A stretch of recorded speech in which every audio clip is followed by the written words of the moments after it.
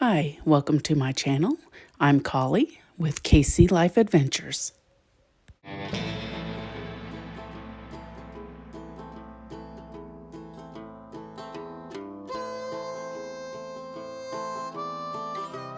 So, Bunny and I are here at the Aroura Cemetery. It was established here in 1861. And this cemetery has some unique people buried here. And we're gonna go check this out.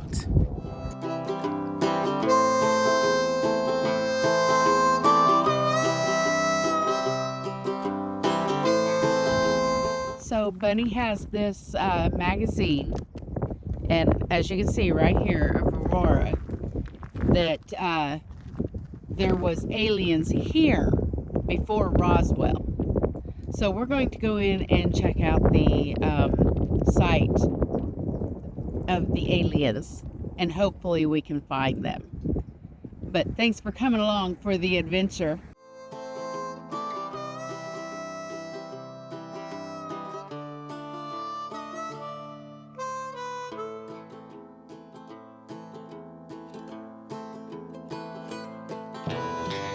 I have entered into the cemetery. Some of the earliest graves here are from like 1860s of a family here. The graves of the aliens are unmarked here, but if you know where to look, you can find them. But apparently they have done this so that people cannot come out here and vandalize them, which truthfully, I don't know why anybody would want to do that, because this is a neat thing. We're not going to spend a whole lot of time here because we've got other adventures to go on today. But this is going to be interesting, I think.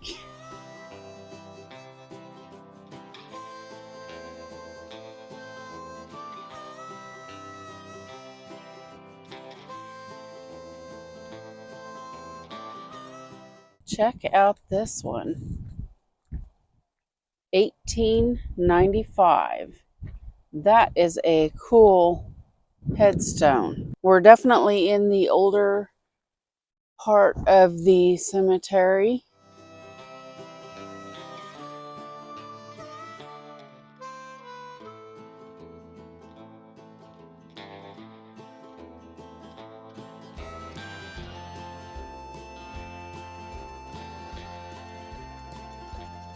I thought this was a cute little marker. He was obviously a cowboy. He died in 1997. How nice is that to honor him with a cowboy boot? My guess is he always wore a cowboy boot.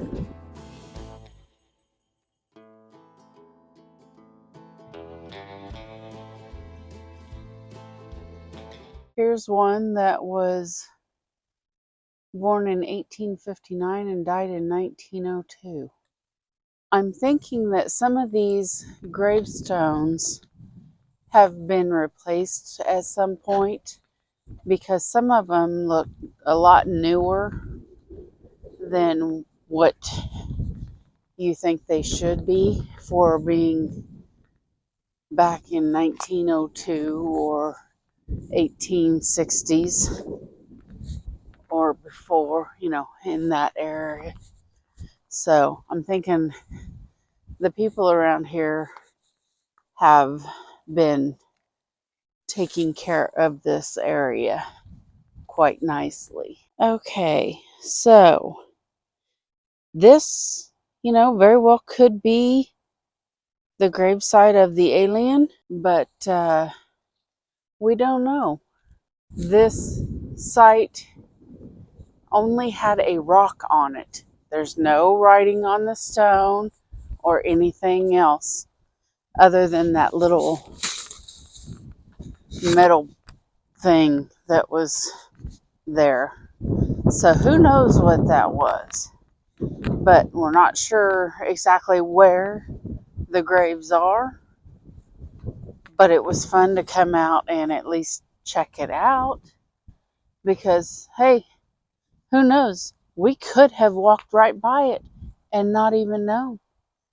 But if you don't come out to these places, just because you hear a weird story about aliens being in this area before Roswell, how do you know they're not there?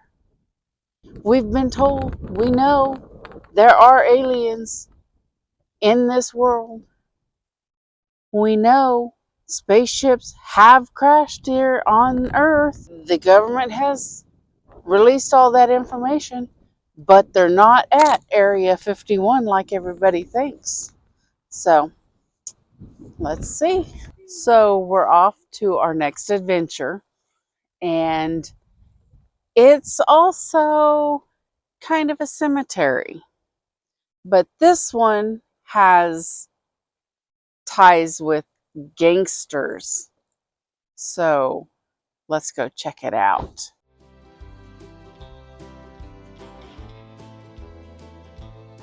So we were leaving the cemetery and we came across this. Guys, we found the alien and his spaceship. We are here in Aroura, a legendary western town.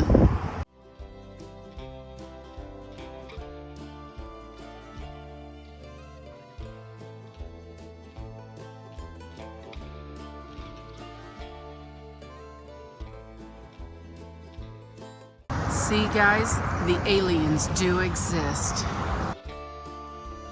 There's his spaceship and his little body.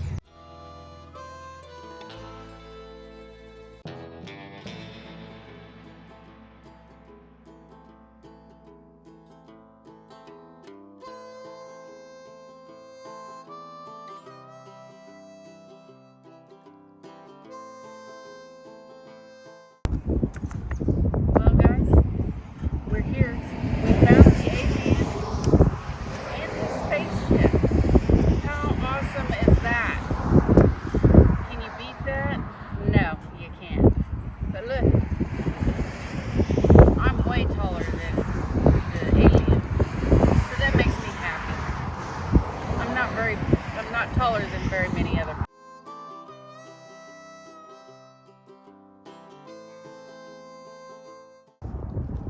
We are here at the Cottondale Cemetery, and there is an infamous gunslinger that is buried here, and it is the Machine Gun Kelley. He is buried here in the cemetery. During the Prohibition era, he organized crime and creased big name gangsters like Al Capone that ruled the streets, while public enemies such as Bonnie and Clyde swept across the country. One of the most infamous criminals of this time was George Francis Burns Jr., also known as George B. Machine Gun Kelley, born on July 17, 1900 in Chicago.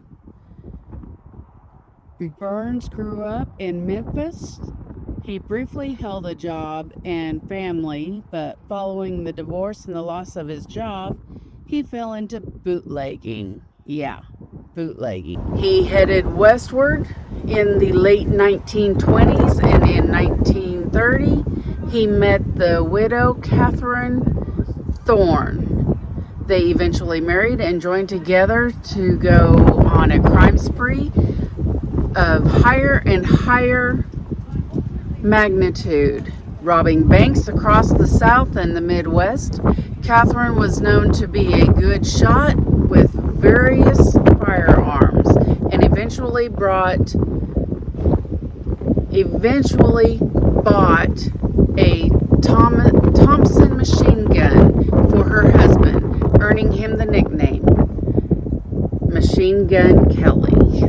George and Catherine robbed banks for years, gaining large amounts of money and notoriety. On July 22nd, 1933, the couple set out to kidnap Charles Urs, an oil baron in Oklahoma City. They held him at the farmhouse of Catherine's stepfather, Robert Boss Shannon, in Wise County until the ransom of $200,000 was paid.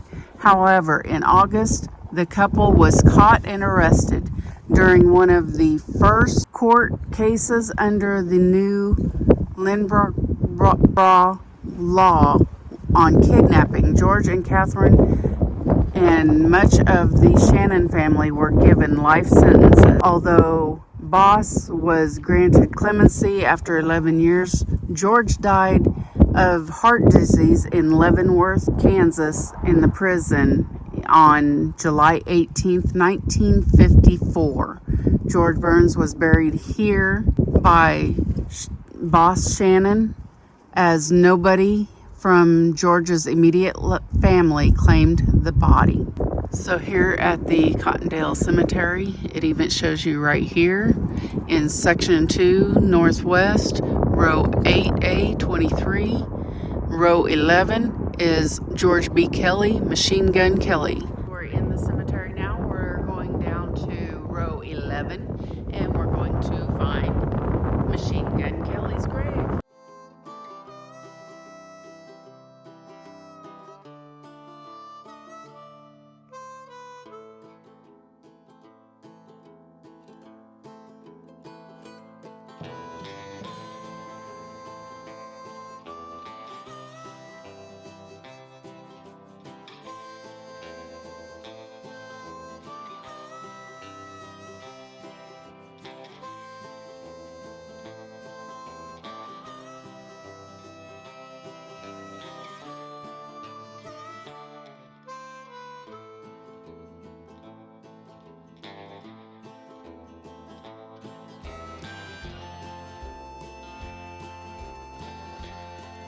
We are here at the gravesite of George Barnes Kelley. He was born on July 18th, 1900 and died July 17th, 1954, just a day shy of his birthday, of his 55th birthday. We have here a little shrine that people leave little offerings to him. This is his second headstone. The very first headstone that he had here was, they had his name spelt wrong because they didn't want people to come out and vandalize, which is very understandable. So Machine Gun Kelley is buried here in the cemetery along with just normal people. He's not surrounded by gangsters anybody like that. So because his family and friends would not claim his body, his second wife's stepfather claimed him and buried him here. And here, like the other cemetery, we have Masons that were buried here. This one died June 10th of 1890. It's amazing to see how old some of these gravestones are and how well they're taken care of. Here is William T. McClure and his wife Margaret Ramsey McClure.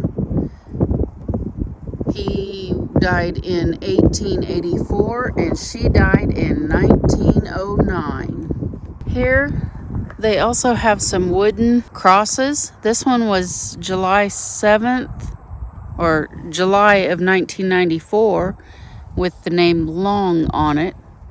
And on the side here, I'm not sure what MCCM means, but they've got several wooden crosses here. If you like this video, please give it a thumbs up and subscribe and comment so we can keep the channel growing. Thanks for watching.